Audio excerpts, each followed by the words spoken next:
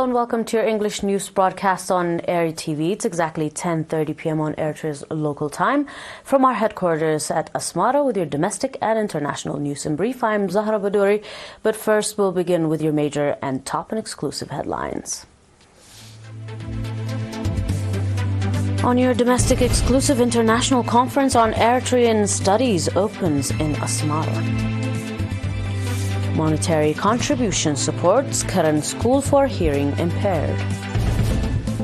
On your international, Chile's president makes historic voyage to South Pole. German facing longest recession. And Brazil, dengue fever.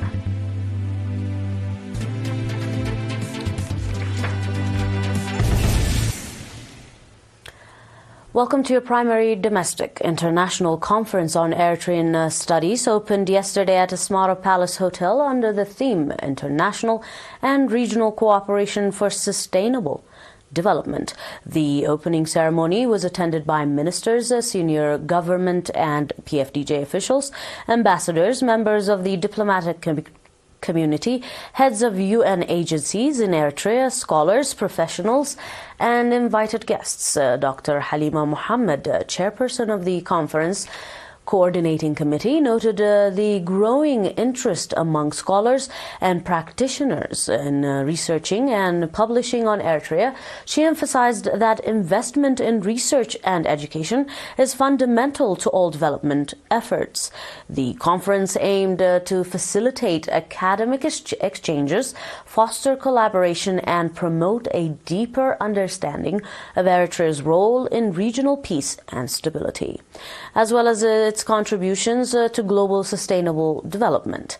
In his keynote address, Mr. Yamana Gabrameskal, Minister of Information, said that the research papers on a broad spectrum of themes slated for discussion during the next 3 days will immensely enrich development-oriented academic research in the country.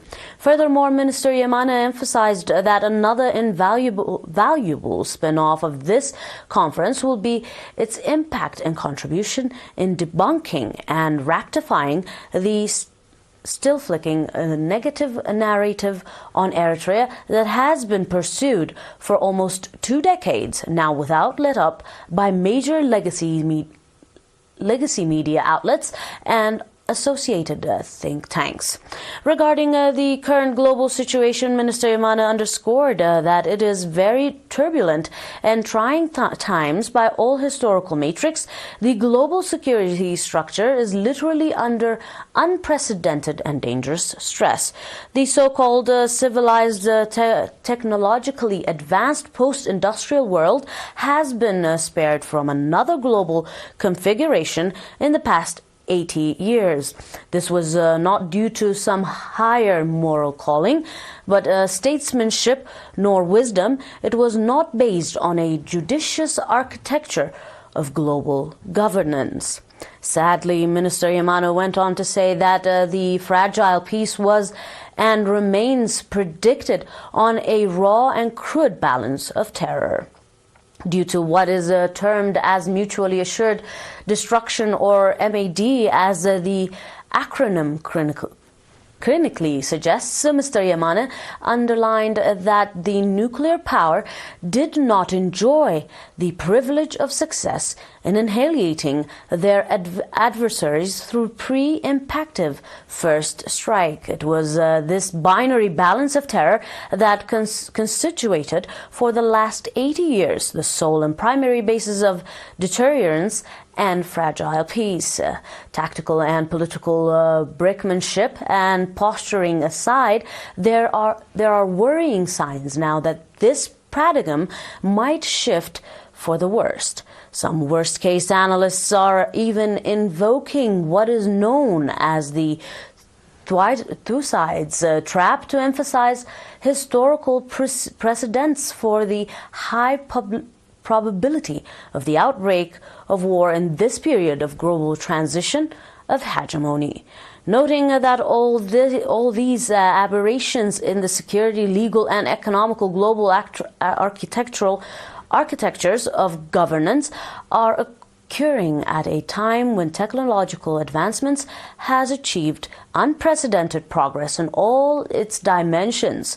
Minister Yamana said that the disconnect between reality and what is possible and desirable remains immensely and absurdly huge.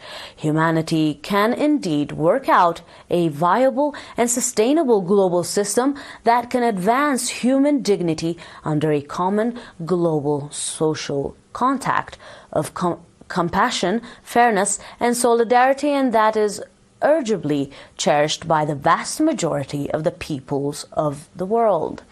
Regarding Eritrea's consistent stance, Minister Yamana reiterated that for reasons of history, geographical proximity, pragmatic calculus, and other cogent considerations, Eritrea's policy perspectives on continental African cooperation and partnership are primarily predicted on a modular approach.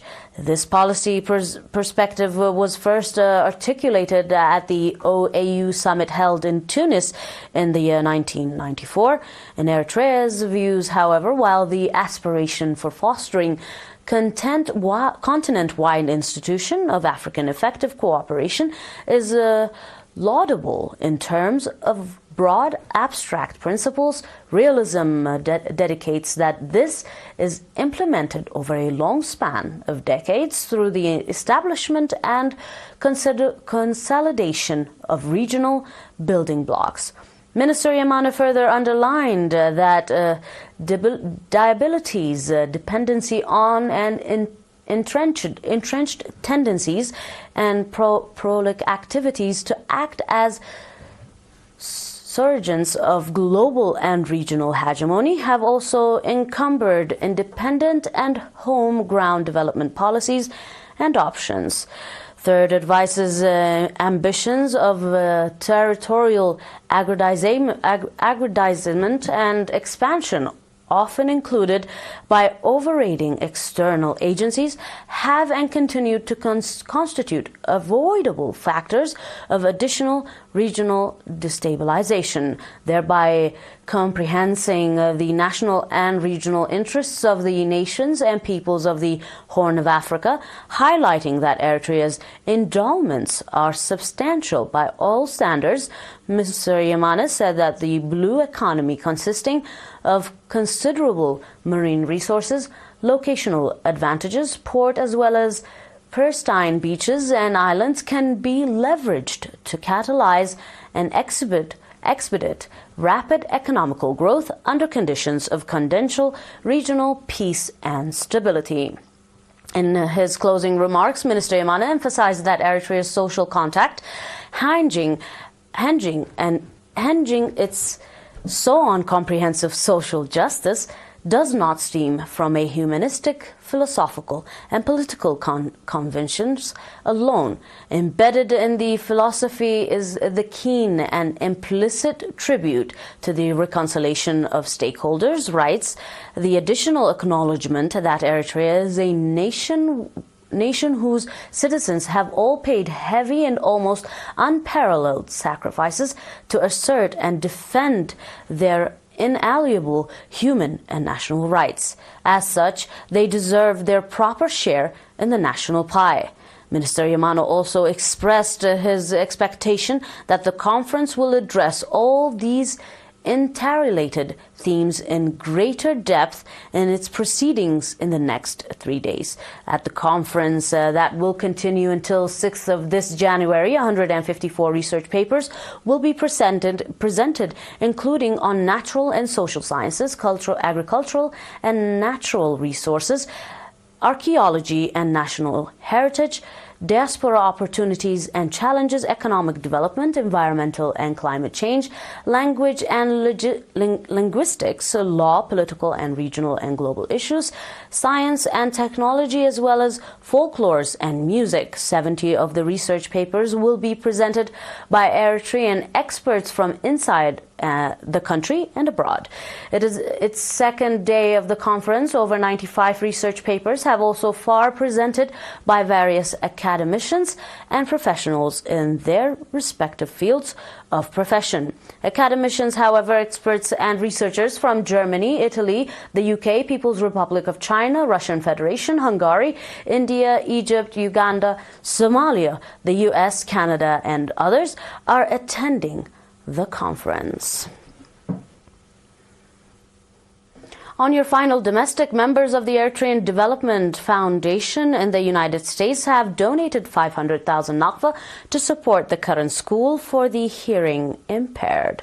During the handover ceremony on January the 3rd, Dr. Fikak Haptes commended the government and public of their ongoing effort to empower hearing impaired citizens and enable them to become self-supportive and productive members of society. He described the donation as a part of the foundation's commitment to fulfilling its national obligation.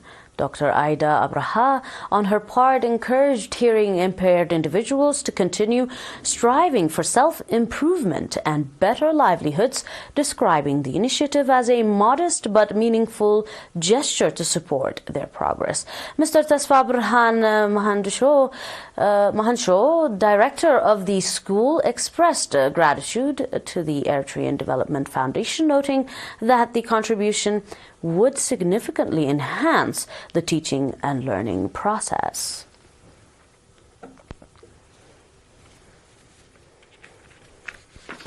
Stay tuned for more with your international up next.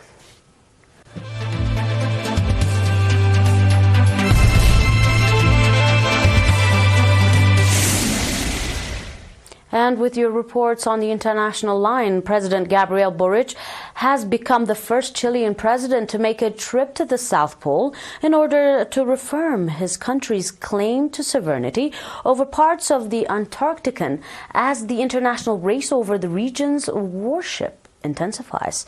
Boric is the first Latin American leader to visit the South Pole with the aim of laying claim over the section of Antarctica and advancing scientific endeavors in the region.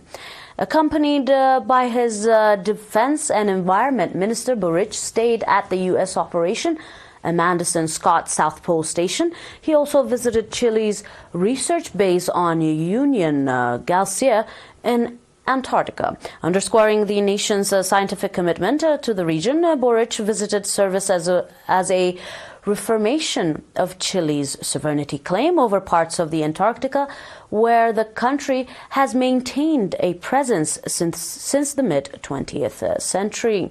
Chile has historically concentrated its geopolitical effort on the northern part of Antarctica. Boric's government intends to expand his country's activities to the Balschwanzen and Weddell Seas in the southern part of the continent. In a statement, the Chilean government asserted that the country's armed forces, diplomats, research center, and universities have united to ensure that the Chile becomes the world's gateway to the Antarctic. Boric's visit follows similar journeys by other world leaders, including New Zealand's Helen Clark in 2007 and Norway's Jens Stoltenberg in the year 2011.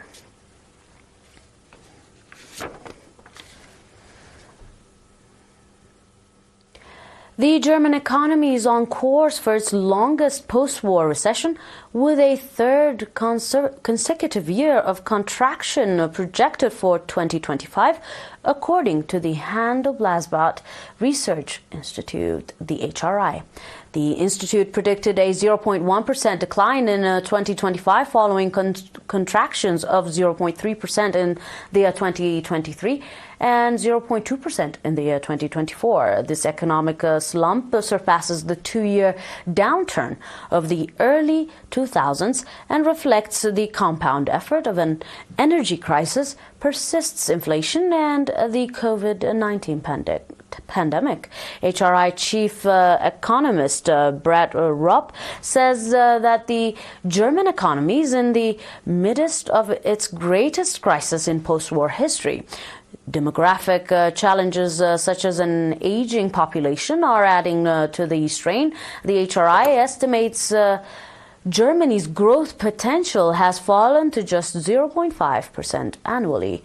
The economy is at the beginning of the strong aging spurt, noted official data from the Federal Statistical Office expected on January 15 is likely to confirm the contractions for the year 2024. While the ERi forecasts modest recovery in 2026, growth is expected to reach just 0.9%, far below pre-crisis levels. The German central bank has also adjusted its 2025 growth outlook, revising it down from 1.1% to 0.2% in the last December. And on your final of all reports, Brazil registered 5,972 confirmed deaths from dengue fever in the year 2024, the highest in nearly 40 years, according to the Health Ministry's latest data. As of December 28, 2024, Brazil has reported a total of 6.48 million dengue cases nationwide, marking the highest number in nearly 40 years, the data showed.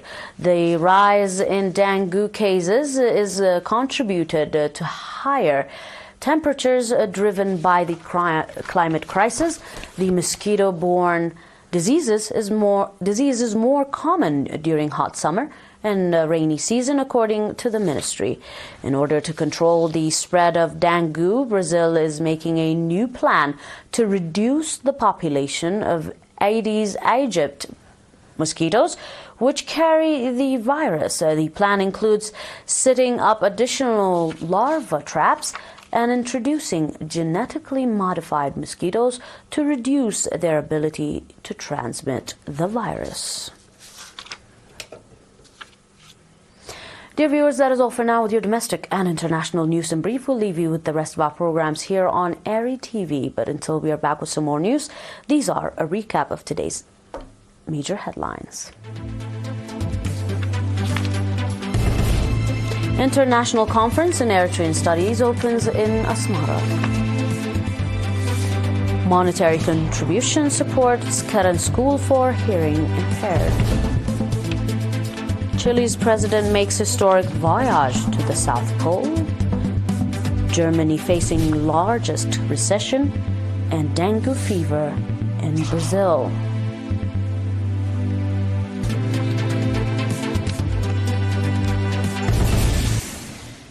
Thanks for watching once more. Bye-bye for now.